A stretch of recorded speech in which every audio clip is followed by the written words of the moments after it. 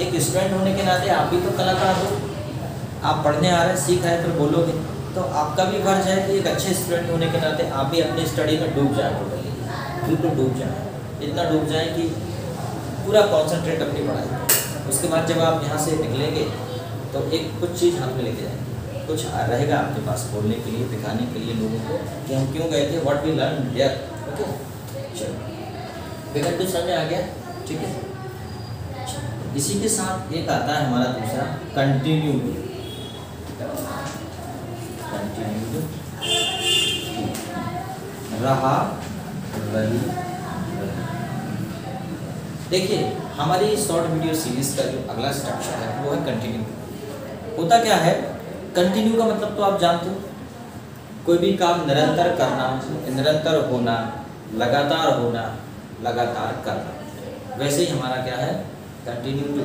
जैसे मैंने कहा कि वह जा रहा था, ये तो हो गया टेंस, वह जा रहा था। अगर ऐसा कर दिया जाए तो आप ये कर दोगे कि वॉज गोइंग।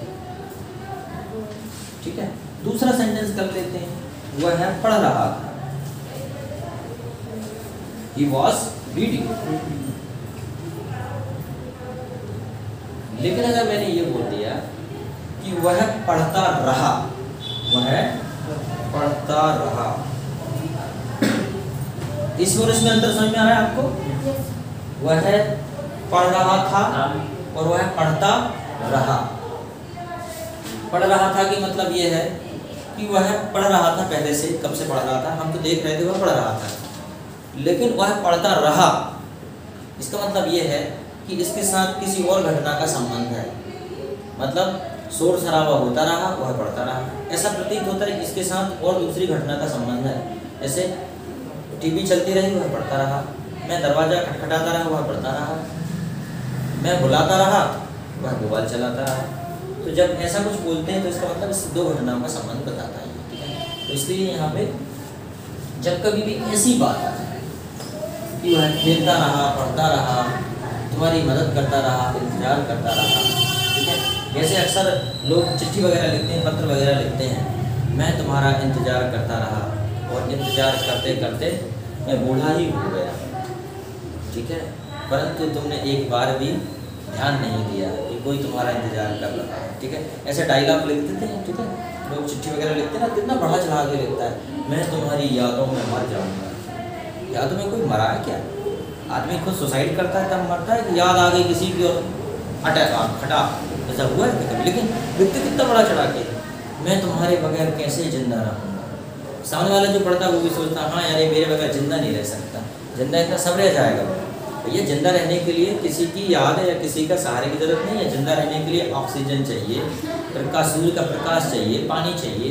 जब कोई लड़का किसी लड़की को बोलता है, लड़का किसी लड़की को बोलती, लड़की किसी लड़के को बोलती मैं तुम्हारे बिना मर जाऊंगी, तो सूर्य, चंद्रमा और जो ऑक्सीजन और पानी सोचता होगा हम बेवकूफ़ हैं।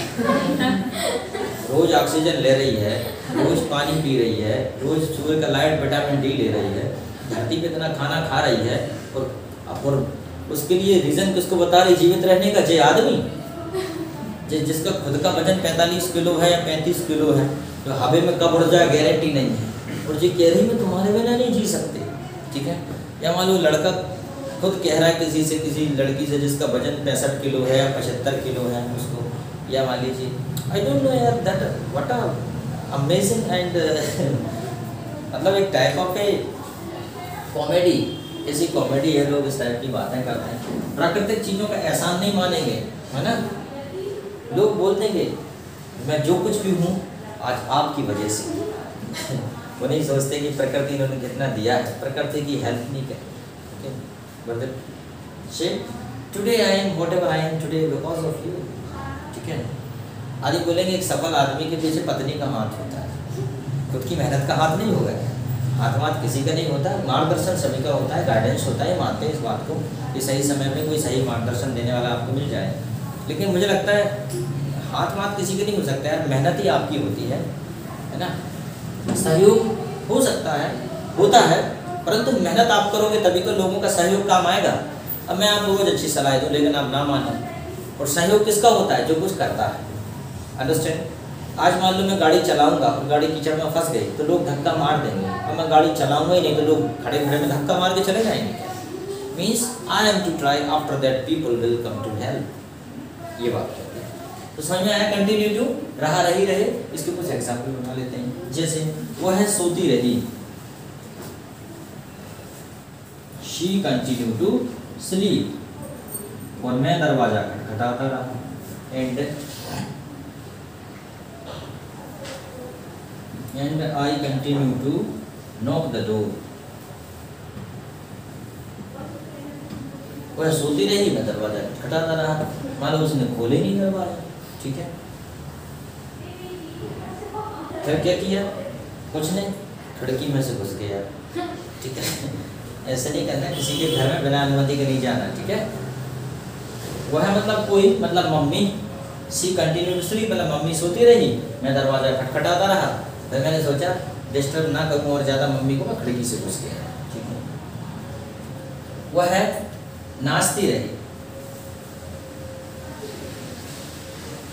She continue to dance, and, और लोग तालियां बजाते रहे, and people continue to clap, and people continue to clap. लोग तालियां बजाते रहे, वह नाचती रही, लोग तालियां बजाते रहे, लोग पैसे फेंकते रहे, people continue to throw the money. वह रोती रही, मैं हंसता रहा, ठीक है। वह रोता रहा और मम्मी उसे पीटती रही, ठीक है। वह सोता रहा और हम पढ़ते रहे। अंडरस्टैंड? समझ में आ गया? Continue to. और अगर मान लो इसी बात को हम प्रेजेंट में कहेंगे तो हम क्या बोलेंगे प्रेजेंट में? वह खेलता रहता है तो हम क्या बोलेंगे? He continues to play. वह खेलता रहता है, ही कंटिन्यूज टू प्ले।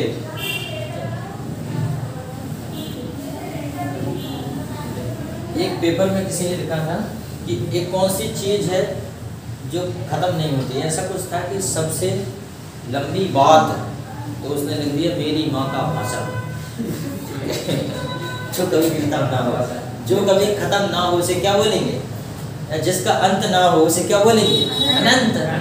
अनेक शब्दों के लिए एक शब्द, जिसका अंत ना हो उसे क्या बोलेंगे? अनंत। उसने लिख दिया मेरी माँ का भाषण, जो कभी, जिसका कभी अंत ना हो, मेरी माँ का भाषण। एक से एक लोग पढ़े।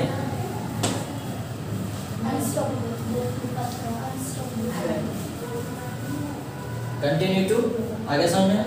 वह खेलता रहा, he कंटिन्यू टू प्ले। वह पढ़ता रहा, he कंटिन्यू टू रीड। वह नाचता रहा, he कंटिन्यू टू डांस। वह तुम्हारा इंतजार करता रहा, वह तैयारी करता रहा, prepare. He continue to prepare बोलते हैं ना, वह तैयारी करता रहा और अंततः उसकी नौकरी लग गई। वह खाना पकाती रही तब तक